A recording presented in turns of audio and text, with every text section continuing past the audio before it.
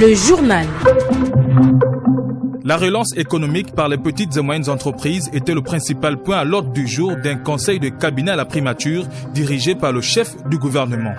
Et puis, bonne nouvelle pour les populations, des sites agricoles bientôt disponibles à travers le Gabon, dixit Biendi Mahanga Moussavou, ministre de l'Agriculture, lors de son passage sur les antennes de Radio Gabon.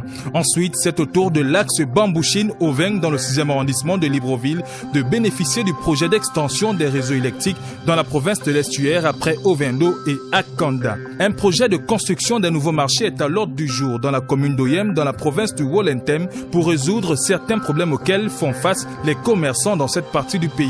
C'est tout pour les titres, vous aurez les détails dans un instant. Le saviez-vous? Il existe des gestes simples à connaître pour empêcher la propagation du coronavirus. On les appelle les gestes barrières. Quels sont-ils? Se laver fréquemment les mains avec un désinfectant à base d'alcool ou de l'eau et du savon. En cas de toux et d'éternuement, couvrez la bouche et le nez avec le coude fléchi ou un mouchoir.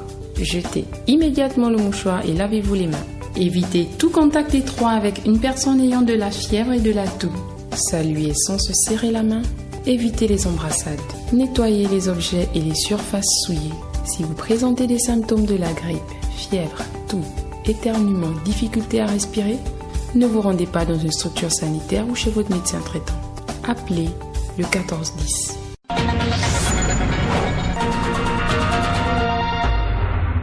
À la présentation de cette édition d'information, Ahmed Ryan Djengi. En ouverture, le conseil d'administration extraordinaire de Radio Gabon tenu ce mardi matin à l'auditorium de la maison Georges Rahuri, 2 points étaient inscrits à l'ordre du jour de cette rencontre, à savoir l'examen de la grille des programmes et la question liée à la rémunération. Compte rendu, Arnaud Ondo Ngozogo. Sur la question des rémunérations, les membres du Conseil ont examiné les indemnités allouées aux responsables de Radio Gabon, les cachets versés aux agents non fonctionnaires et les primes d'astreinte qui doivent encore faire l'objet d'une rencontre entre la direction générale et les partenaires sociaux avant leur versement. Florence Mbani-Okinda, présidente du Conseil d'administration. Nous avons donné mandat au directeur général sur la question de la prime d'astreinte, de voir d'abord avec les partenaires sociaux, de nous apporter les résolutions de cette commission pour que le Conseil d'administration puisse en fait donner quitus sur la base des critères retenus afin que nous puissions voir qui peut bénéficier de la prime d'astreinte, qui ne peut pas et sur quelle base, et aussi la partie ressources financières, parce que pour que la prime d'astreinte soit allouée, distribuée ou redistribuée, il faudrait bien que l'on sache où nous allons pouvoir sortir de l'argent. C'est au directeur général de voir avec les partenaires sociaux et de nous transmettre les conclusions de leur rencontre. Examinant la grille des programmes actuels de la doyenne des radios, les membres du Conseil l'ont trouvée lourde et pour améliorer l'attractivité des contenus diffusés sur les antennes de Radio Gabon, des propositions ont été faites à la direction générale. Emmanuel Eyenbe Kale, représentant du ministère de la Culture. Comment faire pour que Radio Gabon soit attractif? À ce niveau, nous avons suggéré au DG de voir comment établir des partenariats avec le ministère de la Culture, le ministère de l'Éducation nationale, pour mettre en place des émissions attractives sur des questions importantes comme la question des langues. Il peut y avoir des émissions de sorte d'école de langue ou des missions qui sont liées à l'enseignement et qui visent un public important. Reste à présent la mise en œuvre des recommandations de ce conclave qui a réuni la majorité des administrateurs. Réunion sectorielle ce matin à la primature. Au menu de cette séance de travail dirigée par le chef du gouvernement, Rose Christiane Osuka Raponda, la stratégie de relance économique par les petites et moyennes entreprises. Christelle Ayant-Edou s'en fait l'écho. La relance de l'économie reste un programme d'action prioritaire pour le développement de notre pays. Et c'est pourquoi le gouvernement y attache du prix. Hugues Badinga Madia, ministre en charge du commerce des petites et moyennes entreprises. Cette réunion m'a donné l'occasion de présenter devant le chef du gouvernement le plan d'action du département qui est le mien pour faire en sorte que la petite et moyenne entreprise, y compris les très petites et les très grandes, soit au cœur du plan de relance que Madame le Premier ministre a défendu devant le Parlement il y a quelques semaines. On ne peut pas relancer durablement une économie sans un tissu économique solide, notamment constitué de petites et moyennes entreprises. D'où j'ai exposé à Madame le Premier ministre chef du gouvernement mon plan d'action à court et moyen terme. S'agissant de la reprise des activités des petits commerces, le ministre rassure. Je fais le plaidoyer de ces entreprises-là, mais je suis assujetti aux décisions qui viendraient de ce comité de pilotage-là, puisque vous savez que c'est d'abord une question de santé publique. Je ne fais que plaider et j'espère, au vu de l'évolution de la pandémie, que très rapidement des décisions plus favorables à l'exercice de l'entrepreneuriat se fassent pour que ces Gabonais qui souffrent effectivement parce que privés de revenus puissent eux aussi à nouveau exercer librement leur activité. Cette réunion de travail a permis aux ministres concernés de présenter leur plan d'action à court et moyen terme au chef du gouvernement. Des sites de production agricole bientôt disponibles sur l'ensemble du territoire national. C'est l'information qui ressort du passage du ministre de l'Agriculture sur les antennes de Radio Gabon dans le cadre de l'émission La Note explicative gouvernementale. Notons que ces sites seront attribués aux Gabonais désireux d'entreprendre dans ce secteur. Plus de précisions dans ce reportage de Ray Moussavou. C'est un ministre en charge de l'agriculture très à l'aise lors de cet entretien,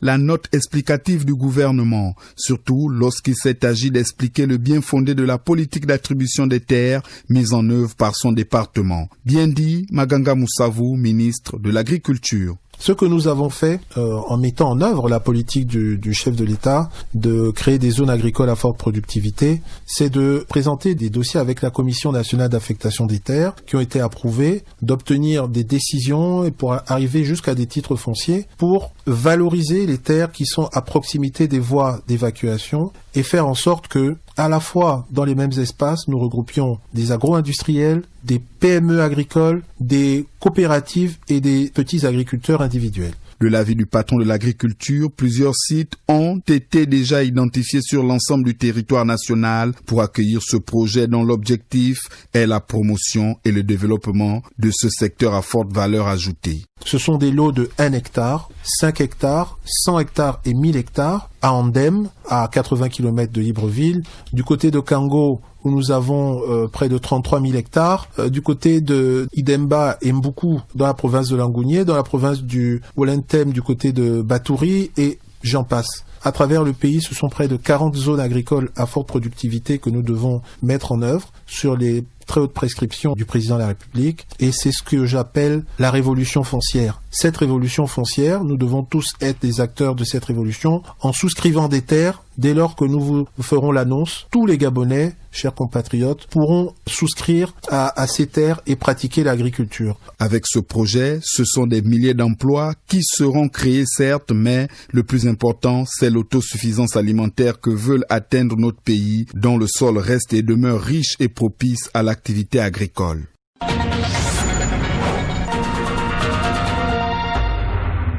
Cap sur Makoko dans la province de Logo-Evindo, où faire la promotion des activités de la terre constitue la vision d'un jeune compatriote qui excelle dans le maraîchage. Une activité qui lui permet de ravitailler le marché local avant de s'intéresser également à la formation d'autres jeunes qui, comme lui, s'intéressent à ce métier. En ligne directe depuis Makoko, notre correspondante Cécilia Akoma-Mendom. Ne pas s'intéresser à la terre, c'est un crime. Pourquoi? Parce que tout ce que nous faisons dans la vie, il faut manger.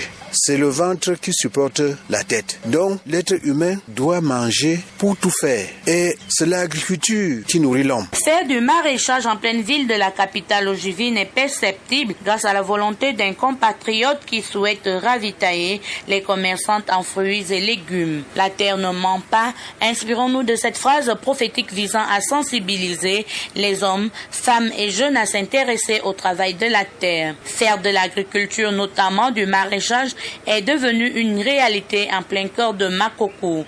L'initiative est de Jean Moukam. Je suis un vieux maraîcher à Makoko. Je suis dans le maraîchage à Makoko depuis plus de 15 ans, pour ceux qui me connaissent. Ce qui m'a motivé, c'est que de faire le maraîchage en pleine ville, je l'ai d'abord fait dans les villages auparavant. Mais aujourd'hui, j'ai constaté que partout autour de moi, il y avait des terrains inoccupés qui constituaient des grandes brousses et qui étaient un danger pour la ville. Alors, je me suis dit que pourquoi ne pas exploiter ces terrains-là, plus qu'il y a de l'eau installée partout. J'ai dit pourquoi ne pas occuper et exploiter ces terrains-là au lieu d'aller dans les villages pour avoir même des problèmes avec les éléphants. Donc voilà pourquoi je me suis installé. Et c'était à mon avantage parce que je travaille en ville, je dors en ville, je suis au plein du marché. Le retour à la terre de Sieur Jean Moukam est un exemple qui doit interpeller les uns et les autres à prendre conscience de l'importance du bien fondé de l'agriculture au moment où les pachidèmes dictent leurs lois dans la jungle. Il est donc temps que certains espaces libres servent pour l'agriculture.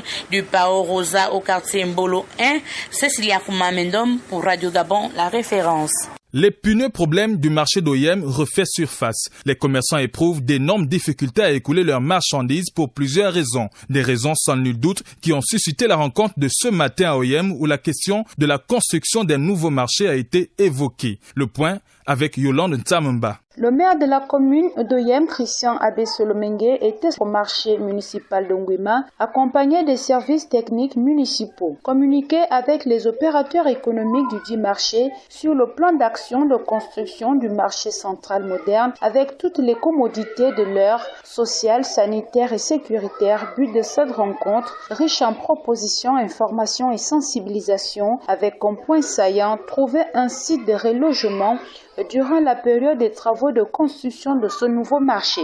Christian Abe-Solomengue. Commerçante, donc toujours le point de chute. D'où ma venue ici aujourd'hui au marché Ngwema, parce que les femmes sont de plus en plus nombreuses au marché. Donc il faut que je m'associe avec elles, qu'on s'arrange. Il y a eu 2 réunions avec les commerçants et commerçantes à la mairie. Il y a 2. Je suis plutôt moi-même les rencontrer, venir vers elles. On a un débat, ils ont fait 2 choix. Donc mon équipe et moi, et puis les services compétents de la commune, ont ensemble comment on va faire pour les reloger. Marché de se construit en PPP. L'ensemble des opérateurs économiques ont plaidé pour le site se trouvant à proximité de l'actuelle gare routière de Ngwema.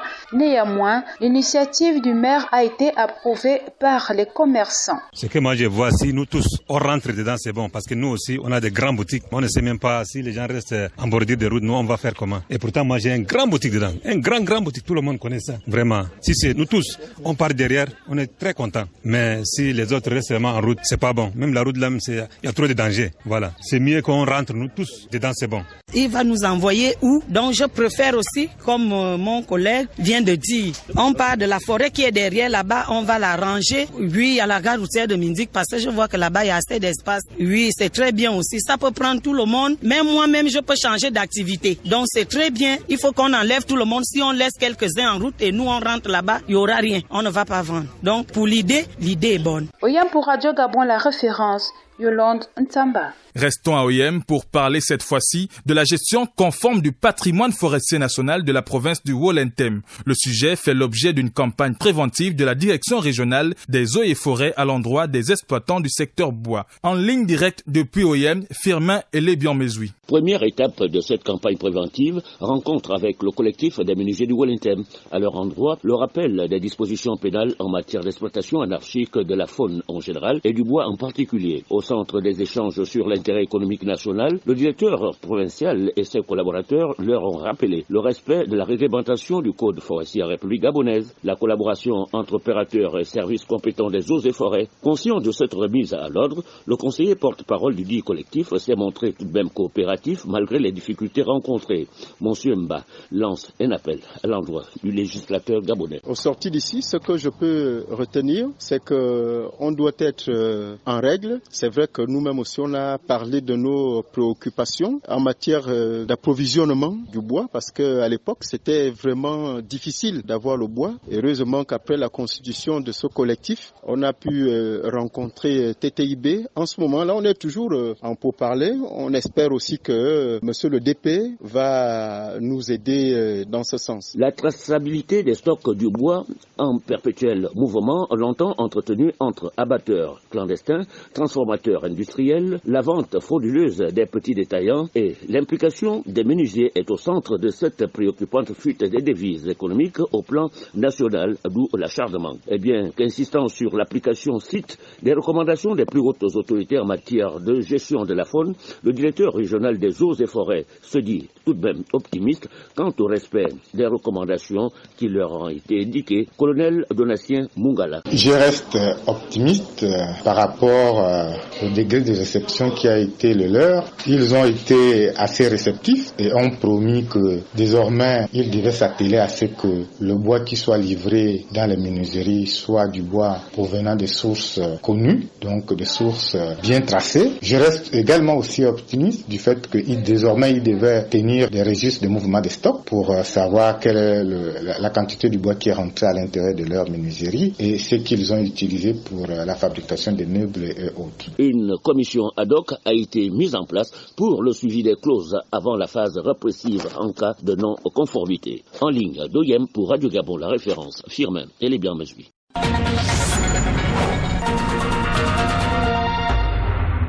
Et puis clôture à Libreville de l'opération Albacore 5 qui traque les délinquants marins. Les experts du ministère de la Pêche et ceux de l'Agence nationale des parcs nationaux ont mis leur savoir-faire à contribution pour mener à bien cette mission qui aura duré 12 semaines. Ray Moussavo pour le compte rendu. Suivre, contrôler et surveiller les activités de pêche dans les eaux maritimes gabonaises, c'est l'objectif de l'opération Albacore qui vient de s'achever dans la capitale gabonaise. Bien dit Maganga Moussavou, ministre de la Pêche et de l'Alimentation. Cette mission Albacore 5 résulte donc de la coopération entre plusieurs administrations de notre gouvernement.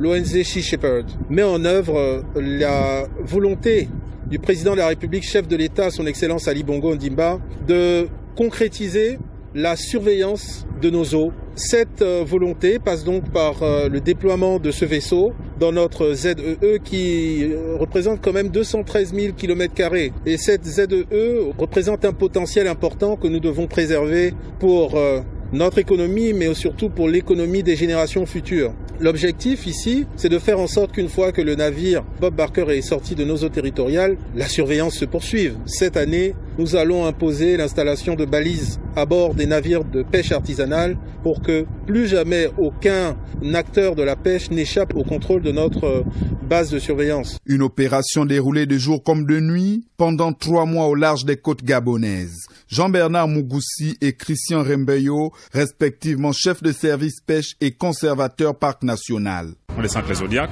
et on aborde le chalutier qui théoriquement coopère et on monte à bord à partir des échelles et là maintenant on commence à fouiller le bateau pour voir s'il pêche dans les normes, d'abord les documents administratifs mais aussi les espèces qu'ils prennent. On vérifie effectivement les zones parce que le Gabon a beaucoup d'aires protégées marines actuellement. Cette surveillance va permettre de lutter contre la pêche INN qui est une pêche non autorisée et en plus de ça, il y a un renforcement des capacités des agents du ministère de la Pêche. L'opération Albacore s'inscrit dans le cadre du renforcement du pilier bleu du PSGE, Plan Stratégie Gabon Émergent. Il permet la préservation de l'écosystème marin avec en ligne de mire la concrétisation de l'industrialisation de la filière pêche consolidée par la création d'emplois et de richesses au Gabon. Suite et fin ce jour de la série de lancement des travaux d'extension des réseaux électriques dans la province de l'Estuaire. Après les communes d'Akanda et Ovendo, l'axe Bambouchine-Ouvin dans le 6e arrondissement de Libreville constitue la dernière étape de ce processus d'électrification qui intervient, rappelons-le, dans le cadre du projet Accès aux services de base en milieu rural et renforcement des capacités. Achille Mwanda Moussoti pour le reportage. Avec 27 km 600 de lignes électriques, dont 1 km 700 de lignes moyenne tension à renforcer, 7 km 800 de lignes moyenne tension à construire et plus de 18 km de lignes basse tension, y compris l'éclairage public, l'axe Bambouchine-Oveng sera raccordé à partir de postes haute tension basse tension 666 sur le départ interposte situé à Bambouchine. Le projet est exécuté par un groupement d'entreprises gabonaises. La fiche technique avec Edwin Gema, directeur général de GATES. Il y a 5 postes en cabine, 3 d'une puissance de 630 kVA, 2 d'une puissance de 400 kVA.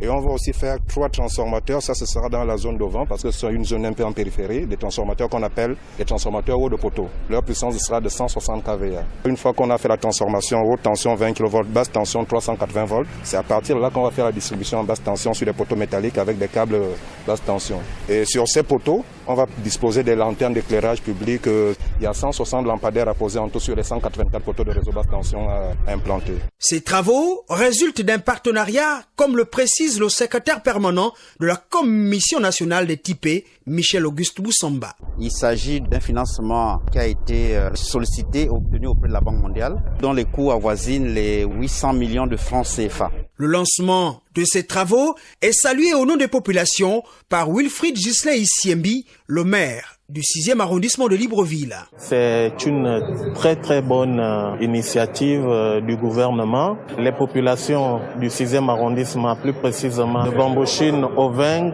sont vraiment ravies de recevoir ce projet. Un projet qui devra être exécuté pendant 9 mois et permettra d'atteindre 7500 personnes avec plus de 1500 nouveaux abonnés potentiels pour la SEG. C'est un reportage d'Achille Mwanda-Moussoti. Les experts du réseau des peuples autochtones et communautés locales d'Afrique centrale, Antenne Gabon, viennent d'effectuer une mission de consultation publique à Lebamba. Ces travaux rentrent dans le cadre du plan de développement durable des populations autochtones et communautés locales issues des provinces de Langounié, Wolentem, Ogwe-Ivindo et Haut-Togui.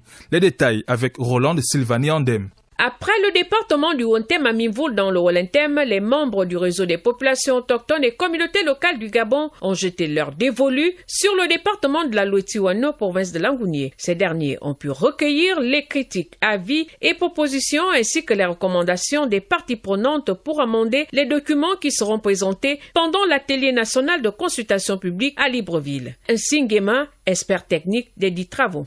Dans le cadre du réseau des peuples autochtones et communautés locales d'Afrique centrale, le REPALEAC, il a été élaboré un cadre stratégique qui comporte la vision et les axes stratégiques et les objectifs à atteindre au niveau de chaque axe. Et après avoir partagé ce cadre stratégique au réseau membre des pays, dont le Gabon, il était demandé à chaque pays comment traduire dans les faits cette vision, ces axes stratégiques dans chaque pays membre. Toujours dans cette mission consultative autochtone, l'importance de la Comifac a été également présentée à Lebamba ainsi que dans les regroupements de villages Mbenaletembe, Nzingi et Matamatsenge. Jacques Moulungi, expert de la Comifac. La Comifac, c'est un acronyme qui veut dire Commission des forêts d'Afrique centrale. C'est un organisme sous-régional qui œuvre dans la gestion des ressources naturelles, principalement des forêts et de l'environnement en général. Quand on sait l'importance des forêts, à la fois sur le plan économique et social, mais sur le plan environnemental, ceci pour éviter des disparités entre les pays, des disparités qui peuvent entraîner soit d'un côté ou de l'autre des inégalités dans la gestion de la forêt. Les prochaines rencontres consultatives publiques sur le développement durable verront la participation des peuples autochtones de l'Ogwe-Ivindo et du Haut-Togwe.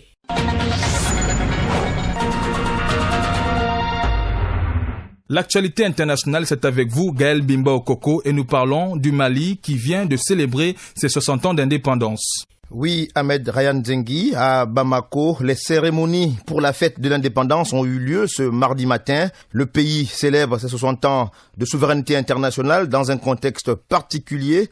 Un mois après le coup d'État du 18 août dernier qui a renversé l'ex-président Ibrahim Boubacar Keïta. Gaël Bimba Okoko au Niger, l'opposant Ama Amadou, dit être prêt pour se présenter aux prochaines élections dans son pays. Exactement, Ama Amadou a affirmé ce mardi remplir toutes les conditions pour se présenter à l'élection présidentielle de décembre prochain, en dépit de sa condamnation à 1 an de prison dans une affaire de trafic international d'enfants en 2017. Âgé de 70 ans et en raison du coronavirus, Ama Amadou a bénéficié en mars dernier d'une grâce présidentielle alors qu'il purgeait le reste de sa peine de 12 mois de prison.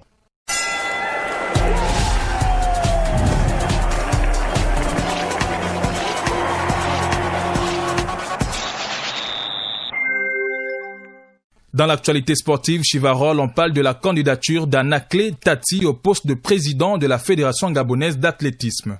Bonsoir Ryan. Effectivement, l'ancien directeur de cabinet au ministère des Sports a fait ses déclarations ce matin dans un hôtel de la place après avoir déposé sa candidature au Palais des Sports. Ulrich Koupangoy pour le reportage. Le comité de normalisation de la Fédération gabonaise d'athlétisme va organiser dans les tout prochains jours l'Assemblée générale élective. Anakle Tati est candidat, ancien conseiller en charge des fédérations et ancien directeur de cabinet au ministère des Sports. Ce dernier entend relever l'athlétisme gabonais en déclin depuis plusieurs années. Anakle Tati. L'athlétisme dans notre pays est agonisant. Tout est presque à refaire. Notre fédération a donc besoin d'une véritable cure de jouvence. C'est fort de ce constat et conscient de nombreux défis à relever pour que l'athlétisme renoue avec les performances de haut niveau que j'ai décidé de me porter candidat au poste de président de la Fédération gabonaise d'athlétisme. Je serai entouré des hommes et des femmes issus du milieu d'athlétisme. Il s'agit pour nous de consolider les acquis positifs du passé, d'affronter les contraintes du présent et de prévenir les aléas du futur. Le candidat proclamé et son bureau ont pour objectif la relance de l'athlétisme par la formation des athlètes et la reprise des compétitions sur le plan continental et international. Nous sommes en situation de pouvoir développer considérablement l'athlétisme, de la base au sommet sous 3 conditions. Avoir une fermeté inébranlable sur la défense de l'éthique et de la pratique sportive. Faire preuve d'ouverture d'esprit pour être en mesure de s'adapter aux évolutions quand elles sont bénéfiques. Savoir innover et choisir les options de gouvernance sportive qui seront de nature à faire progresser le nombre et l'élite du plus beau sport du monde. Anakle Tati est le deuxième à se porter candidat à la présidence de la Fédération gabonaise d'athlétisme. Charles Taillot, président de la Ligue de l'Estuaire de la discipline, brigue également le poste.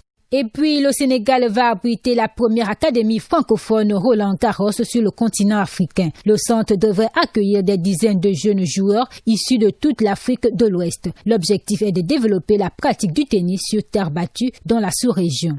Enfin, en Égypte, Mortada Mansour, le président du Zamalek, a été sanctionné par le comité de discipline et d'éthique de la Fédération égyptienne de football. Mortada est interdit de participer à toute activité de football pendant 6 mois. Il devra également payer une amende de plus de 6 millions de francs CFA. C'est par ce volet sport que nous mettons un terme à cette édition d'information, mais avant, le rappel des titres qui l'ont constitué.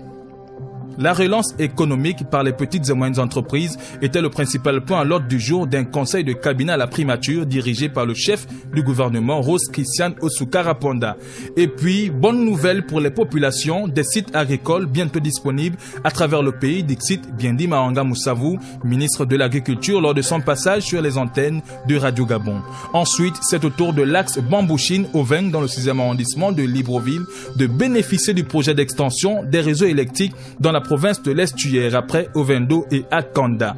C'est la fin de cette édition d'information. Ahmed Ryan Djengi à la présentation, réalisation Issa Steve Mefan à la coordination, Nick Jocelyn Fouba, montage Herman Osunga et Léopold Lombo Mwazoku est à la diffusion. Bonsoir chez vous.